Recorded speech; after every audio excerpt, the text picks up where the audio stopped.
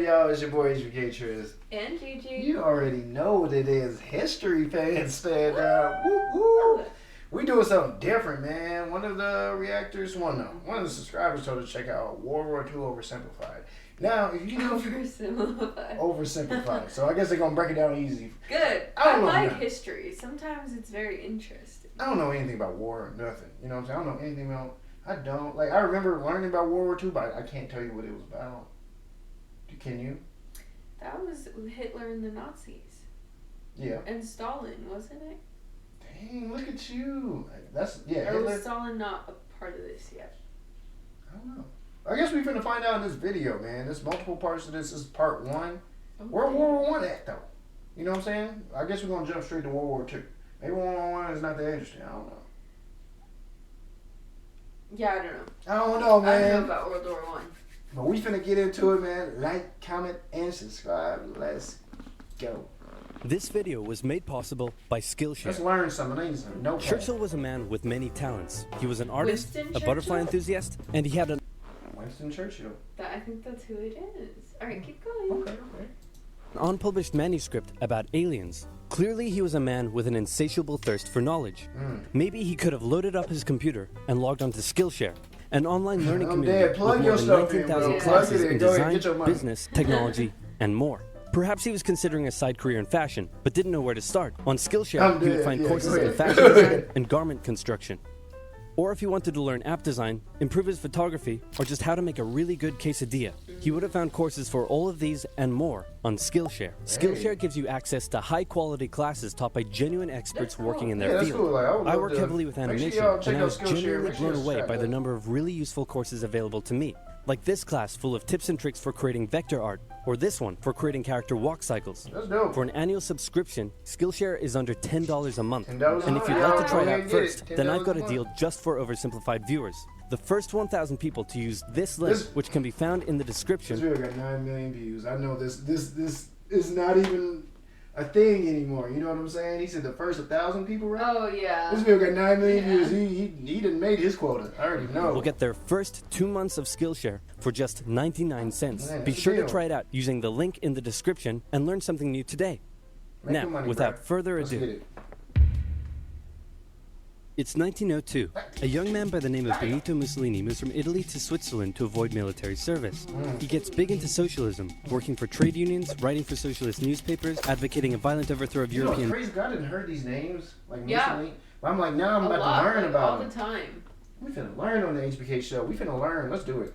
Monarchies, the whole shebang. This gets him in a bit of trouble with the Swiss police, so he gets arrested, sent back to Italy, set free, returns to Switzerland, is arrested again, goes back to Italy again, completes his military service after previously avoiding it, and then after a brief stint as an elementary school teacher, he finally returns to work as an avid socialist. His speeches and journalistic abilities made him famous among Italian socialists. He was anti-war, so when Italy colonized Libya in 1910, he rioted.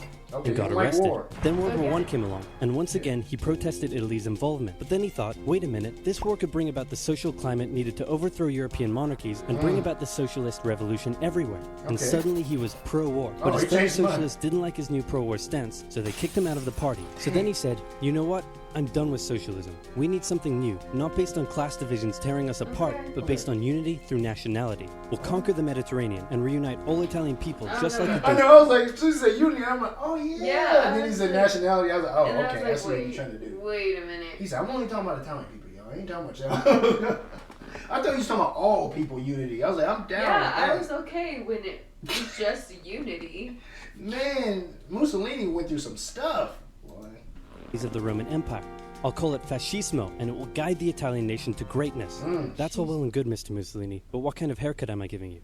Let's go with... bold. He chopped it off and changed his whole attitude. Let's get it.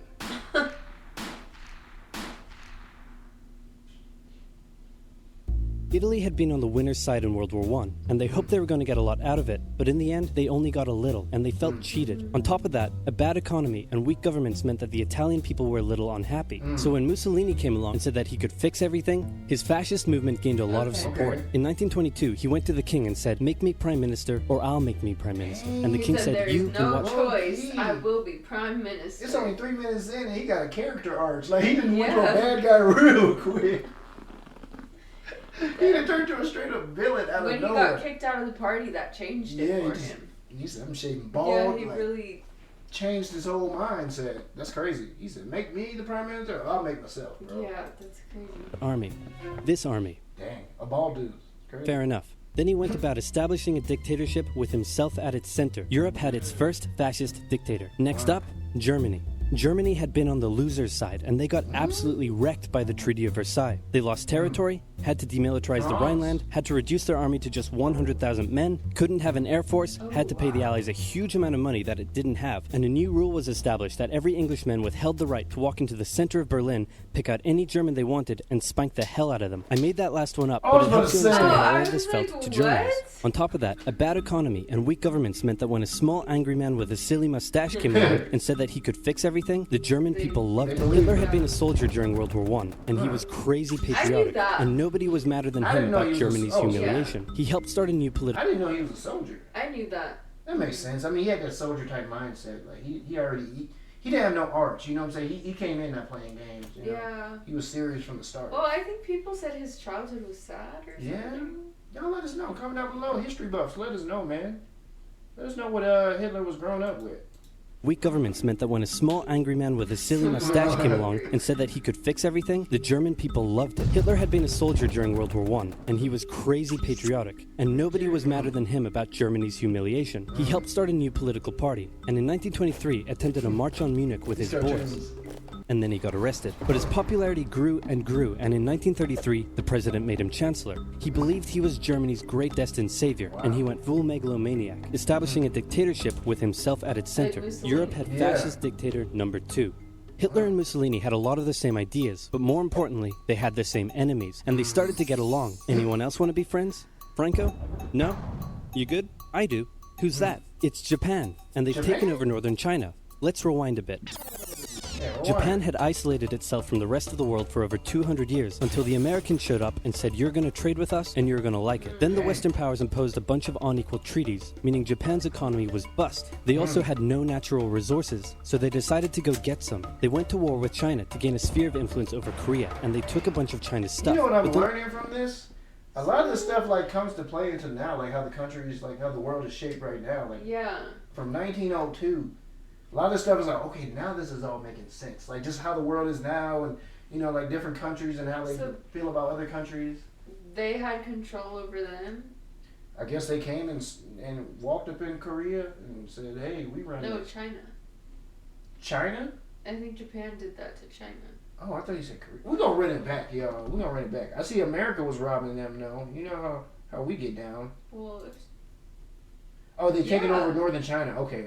Taking over northern China. Wow. Let's rewind a bit. Japan had isolated itself from the rest of the world for over 200 years until the Americans showed up and said, "You're going to trade with us and you're going to like it." Then the Western powers imposed a bunch of unequal treaties, meaning Japan's economy was bust. They also had no natural resources, so they decided to go get some. They went to war with China to gain a sphere of influence over Korea, and they took a bunch of China's stuff. But then the West said, "Hey, cut that out." And since Japan couldn't take on the West, they said, "Okay, I guess we'll just go home." Wait a minute, what are you doing? Taking advantage of a weakened China and setting up spheres of influence. But I was the one who weakened them. We know. And you guys didn't let me have anything. We know. That seems unfair. Oh. We don't think so. That's crazy. So they're like, "Hey, you can't do that, but we gonna do that." Yeah, because they had more power. Jeez, man. Countries be bullying each other, which is crazy. Okay, see ya. So Japan thought, screw this, and went to war with Russia, and stunned everyone by actually winning. Then they fully annexed Korea, but they didn't stop there. In World War I, they took Germany's colonies and islands in Asia. And then in an incident that was maybe staged by the Japanese army, a bomb blew up a Japanese train in Manchuria, giving them an excuse to launch an invasion and take over. So here's the situation. Nazi Germany, fascist Italy, and Japan all believe they're racially superior, all feel hostility towards the Allies, and all want to militarize and take over more stuff. And so they did. Let's start with Germany. Hitler hated the Treaty of Versailles, and now he was ready to begin undoing it. In complete violation of the treaty, the first Luftwaffe squadrons were set up, conscription was introduced, and he pimped up his army. The Allies did nothing. Then Hitler sent his army back into the demilitarized Rhineland, giving orders to immediately retreat if the Allies showed up. The Allies did nothing. With his military re-strengthened, he could now move on to step 2. He wanted to rapidly increase the Aryan population, and to do so, he needed Lebensraum. Or in other words, he would have to take over the world. But for now, a good portion of Europe... He wanted the whole country, the whole world German. Yeah. Jeez, Hitler was on some crazy... I mean, I guess they all had the same idea. But why didn't the Allies do anything if they saw him moving in? I guess. Because he told his armies, like, if you see them, do something. Yeah, leave. This is interesting. I want to see where this goes. Europe would do, and he began eyeing up his neighbors. The Allies finally started to get worried, so they implemented a fairly useless diplomatic strategy called appeasement, and it went a little something like this. Hitler would say, I want that thing, and the Allies would say, you can't have that thing. Okay, you can have that thing, but no more. I want that thing. And repeat. In 1938, Hitler's army marched into Austria and just took it, with no resistance. Boom, this is Germany now. Next, he demanded to be given the Sudetenland, an area of Czechoslovakia with many ethnic Germans. The Allies held a meeting with Hitler in Munich and said, look, we're going to give you what... Hang on. This meeting is about my territory. Shouldn't I come to the meeting too? No. Anyway, we're going to give you what you want. Dang, that's crazy. Really? Yeah. Just like that? Yep. What's the catch? Just sign this piece of paper promising you won't invade the rest of Czechoslovakia. Okay. Then Chamberlain returned home victorious, waving his signed piece of paper in the air, declaring crisis to be averted and the continuation of world peace, and we built a statue of Chamberlain in his honor, and every day on the 30th of September we celebrate Chamberlain Day. Hitler's invading the rest of Czechoslovakia. Yeah, I knew it. He's invading the rest of I'm like, y'all really... I mean, I guess they didn't know Hitler like that, but I'm like... They probably thought, like, yeah, he'll be fine. He'll be fine. Like, hey, just don't do it no more. I'm like, bruh, I got you. And then as soon as he leaves... That's right. He said, I'll sign that little paper. It doesn't mean anything. He really didn't give a crap. Yeah. Now that I think about it, he didn't care about treaties, none of that. Dang. Czechoslovakia. Oh. You lied to me. What do you expect? I'm Hitler. Not to be outdone, Mussolini also wanted to get in on the action. He thought to himself, isn't there a not yet colonized nation somewhere which is so underdeveloped that the people would be defending themselves against our tanks with literal bows and arrows and wooden spears? That's messed up. Oh, there is? Fantastic. And so he took it. Italy also wanted to control the entrance to the Adriatic Sea, so they occupied Albania. Dang. Then, in another incident which was maybe staged by the Japanese, gunfire was exchanged by Japanese and Chinese troops at the Marco Polo Bridge, and the Japanese launched yet another invasion against China. They swept through Beijing and Shanghai, and then... Japanese... Why do y'all keep doing China like that? I know! Japan? Golly, bro.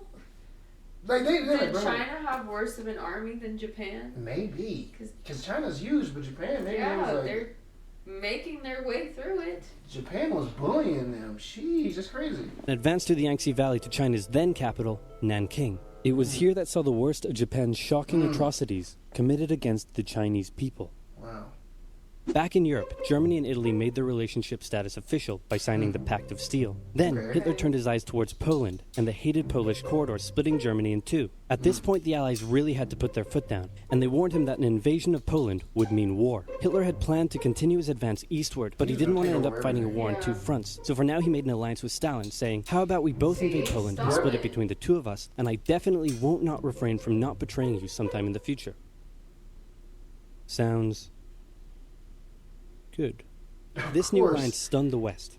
On the 1st of September 1939, German troops entered Poland, and Britain and France declared war on Germany. Wow. The Poles fought hard, but they were no match for the two giants crashing down on them from either side. Then came a period known as the Phony War, where everyone just sort of sat around not doing much. The French had launched a small invasion into the Saarland, but they maintained mostly defensive positions, and after a while decided to just turn around and call it a day. Speaking of France, the French were still super proud of their victory in World War I, and they hadn't really moved on from it. They still used horses, they dispatched messages... Yeah, they're like, you know what, it's not even our... Yeah, they're like, we won, We'll wait till you come to us. They still celebrating World War I, like, hey, we got our dub, you know what I'm saying? We That's sad though, for the countries or those the places. smaller countries. Yeah, they were just getting bullied. That's crazy. This is crazy. By motorbike instead of using radio. Orders from the commander-in-chief were usually pretty vague, and the troops were rarely inspired. Like with the Hitler and stuff, I think a lot of the leaders, they didn't realize this man is not reasonable at all. You know what I'm saying? They were very calm about it. Yeah. They just like sat back and watched it all happen. So imagine if this happened now, like how professional leaders are. Like they probably like if you think about it, like, he ain't gonna, you know, he follows the rules, he's gonna do the treaty. Then we're like, dang, like, he really do not care at all. Cause I'm like, you don't cross trees. You know what I'm saying? You don't do that. Doesn't like. I think that's like the logical thinking is like we've signed the treaty. Yeah. We're good. You're like the leader of your country. Like you're respectful and you'll uphold your word. And Hitler. They put a bully in there. Jeez, he did not care about nothing. Had refused, and in a move that surprised pretty much no one, Hitler launched an invasion to get around France's defenses. The Allies charged into Belgium at full speed to meet the German invasion head-on, and it looked like a repeat of the First World War was coming. But this time, Hitler had a trick up his sleeve. Blitzkrieg. As the Germans advanced, they sent thousands of refugees westward, slowing down the Allies. Then, to the south, the French had left the Ardennes, an area full of hills and forests, pretty underdefended, because they thought it was naturally impenetrable. Well, the Germans were about to penetrate it with everything they had. They smashed 50 Wehrmacht divisions through and encircled the Allied armies at lightning speed. The best of the Allied forces were now trapped. The Germans squeezed in from all sides, taking out France's best armies and nearly wiping out the British too. But they managed to make a desperate last-minute escape at Dunkirk, with British civilian ships even making the perilous journey to bring their young men home. With most of the French forces depleted, the Germans breezed through, taking Paris, and France fell. What the Germans couldn't do in World War I, Hitler had done just like that. Hitler hoped that with the fall of France, the UK would also lose hope and took over a whole continent. Plus some. Sheesh. That easy too. For peace. But quite annoyingly, it didn't, and he needed to secure the Western Front, so he tried to force them into submission with mind games. The UK were now all alone, and Hitler wanted to emphasize that. First of all, just before France fell, Italy finally declared war on the Allies, making the UK's situation even worse. Next, instead of just occupying all of France, Hitler occupied the coastal area. Oh yeah. They just sat around, but Hitler declared war, and he was like, "We will be at war." And from learning, if he declared war, that means right now. You know what I'm saying? Not like, oh, we finna fight in a couple of months. Like, no, we finna fight today, as I'm saying. The time that they took trying to sit around and wait, and he was prepared. Yeah, he was prepared, and he was, man, this guy was serious, man. Hitler was no joke. Areas for defense, but allowed France to continue its existence as a German puppet state. This way, it looked like the UK's old ally had decided to switch sides. Hitler also hoped that the UK wouldn't attack any of her old allies' navy bases or colonies in Africa, giving Hitler an extra line of defense to the south. But the UK made sure to respond to this by sailing down to France's navy base in Algeria and wrecking a bunch of ships. So have at it. Hitler then began laying down plans for an invasion of Great Britain. Before German troops could land on British soil, he would first need air and naval superiority across the Channel. Waves of German bombers came, while the completely outnumbered RAF worked bravely around the clock in an attempt to quell the German attacks. At first, the Luftwaffe targeted British ports and coastal facilities. Then it attacked RAF bases, crippling the RAF's ability to defend the nation. And it looked like Hitler's Great British invasion was coming. But then, Churchill ordered a small, pretty insignificant bombing raid over Berlin. It didn't do much damage, but Hitler was furious, and he immediately ordered the Luftwaffe to refocus its attacks on civilian targets. He's horrible. What? The civilians got nothing to do with this. But that's war. That's war, I guess. It's like everybody's in it. That's the scary part about war. You ain't got. You could be chilling. I mean, war takes anybody. That's what I'm saying. You could be making YouTube videos hoping people would subscribe, and the whole time they bombing you because you in the country. You know what I'm saying? You like that plug-in? I'm trying to be like him. You know what I'm saying? That's crazy. Like, he just started bombing civilians? Jeez. Berlin. It didn't do much damage, but Hitler was furious, and he immediately ordered the Luftwaffe to refocus its attacks on civilian targets in London. Children were sent off to the countryside, away from their parents to avoid danger, and frequent trips to air raid shelters became a daily occurrence. But British morale held firm. Smiling, knitting, lounging casually, these people have balls of steel. This refocusing on London also gave the RAF breathing space to reorganize, so Hitler kind of shot himself in the foot there. Okay. Yeah, he just the foot for now. Finally, the Luftwaffe sent one massive all-out attack on London, and the RAF successfully repelled it, destroying many of the German aircraft and placing air superiority firmly in British hands. Hitler's invasion had to be postponed, but the bombing of British cities continued for some time. Dang, man. Y'all gotta... No, we gotta watch part 2. We're just getting to the thick of it. I know, man. Y'all gotta let us know, man. If y'all want us to watch part 2, I kind of want to watch it now, but we can. I do too. I want to see. I know. I'm waiting for America to get into it. I mean, I know what happens. I just don't know what happens. Like, we know who wins, but we don't know what really happened. Yeah. Jeez, I'm liking this history on the channel. You know what I'm saying? comment down below. Send us links, whatever history y'all want us to check out. But we're definitely gonna do World War II Part 2. So make sure y'all subscribe. If it's a Part 3, I like their videos. So if they got more videos, I'm down to learn. I like the little cartoons. Yeah, it makes it fun and interesting, you know. So man, like, comment, and subscribe. It's your boy Tris. And Gigi. Peace.